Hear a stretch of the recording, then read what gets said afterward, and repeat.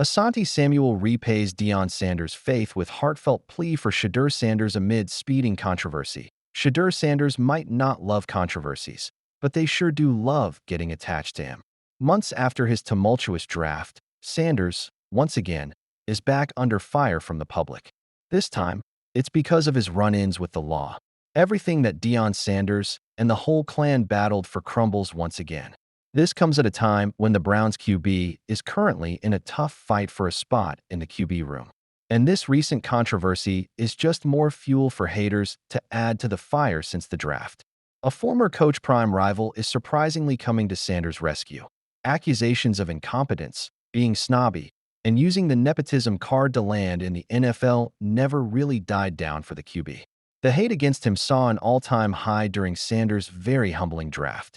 "I'm extremely grateful for the opportunity throughout everything," he told the press after the Browns picked him. At Cleveland, he is giving his best to end up in the final selection of QBs, especially because of the intense competition. However, his time off from the prep has led to him breaking some laws, which has led the hate to rise up once again. Former NFL star Asante Samuel, who was at odds with Coach Prime for a while because of a misunderstanding, is batting for the young QB.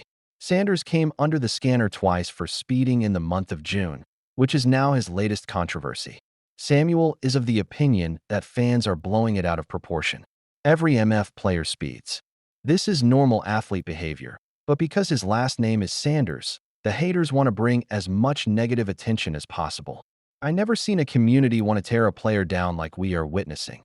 He wrote on X that speeding is arguably the least outrageous charge a player can have in their life. Heaps of players before Sanders have been cited for speeding. However, he faces 2 tickets in June alone, which puts a tiny blot on his career for now. Sanders was going 91 in a 65 miles per hour zone on June 5th and 101 in a 60 miles per hour zone on June 17th. "I've made some wrong choices. I gotta own up to them," he told the press after the incident. On June 20th, the QB paid a total of $519 in court fees and fines for the 2 tickets.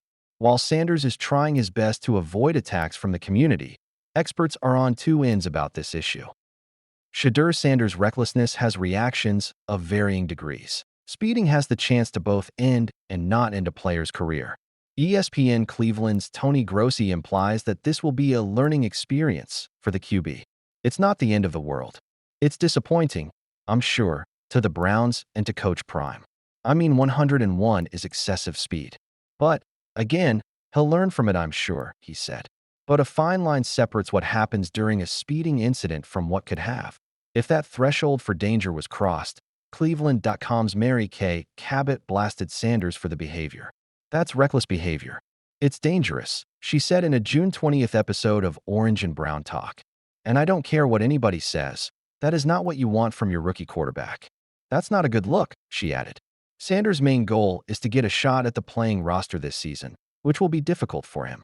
There are talks of the axe coming down on Dillon Gabriel or him, given how crowded the Browns' QB room is. While this will be a thorough learning experience, an athlete is never exempt from the rap that comes after an incident like this. At 101 and 92, somebody's not walking away from that crash generally, Cabot highlighted. Speeding takes the lives of numerous people regularly. It should be more than just a learning experience for Shadur Sanders. Asante Samuel repays Deion Sanders' faith with heartfelt plea for Shadur Sanders amid speeding controversy. The Cleveland Browns are attempting to make a Super Bowl appearance this year. After missing out on the playoffs last year, they are actively trying to fix things, be it drafting young and exciting rookies or bringing back old ex-players. Also that they do not disappoint this year, and Stefanski doesn't lose his seat. Undeniably, the Browns have brought together a strong team that, on good days, can challenge even the mighty Eagles or the offensively top-rated Bengals.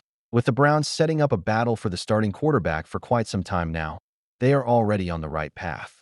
After the offensive tragedy they had in 2024 because of Deshaun Watson's injury and inconsistency, they are not taking any chances. Snatching up Shadur Sanders, Joe Flacco, Dillon Gabriel, and Kenny Pickett, they had brought immense depth into their offense. While Deshaun still sits on the sidelines with an injury, offering another alternative for late in the season. It will be tough to say that they will miss him, though. The Browns even made changes to their offensive staff, bringing optimism for a better year. Browns tight end, David Njoku, too, was candid about his team and the changes they made in a press conference. While speaking to the press after the second annual David Njoku Celebrity Softball Game on June 19th, Njoku took a moment to talk about the Browns in brief. "You got to see how it plays out, you know what I mean? Like I said, first and foremost, the work has to be done. From there, we'll see how it goes," he said. Reporters also asked Njoku about what he makes of Joe Flacco's return and the Browns' return to an old offensive style that helped them previously. He was, of course, referring to Stefanski's heavy use of play action and his emphasis on the run game with inside run and power gap. But it seemed David was a bit elusive and stuck with quite a diplomatic answer without really giving his opinion. That's definitely exciting. But again, words are just words. "We've got to put in the work and go get it," Njoku said, passing on the opportunity to say anything about his teammate and coach and possibly creating a controversy. The reporters also asked David about Tommy Rees, with whom he spent a lot of time last year. The TE coach was promoted earlier this offseason to an offensive coordinator as part of the Browns' restructuring. David supported the decision and heaped praise on Tommy for his help.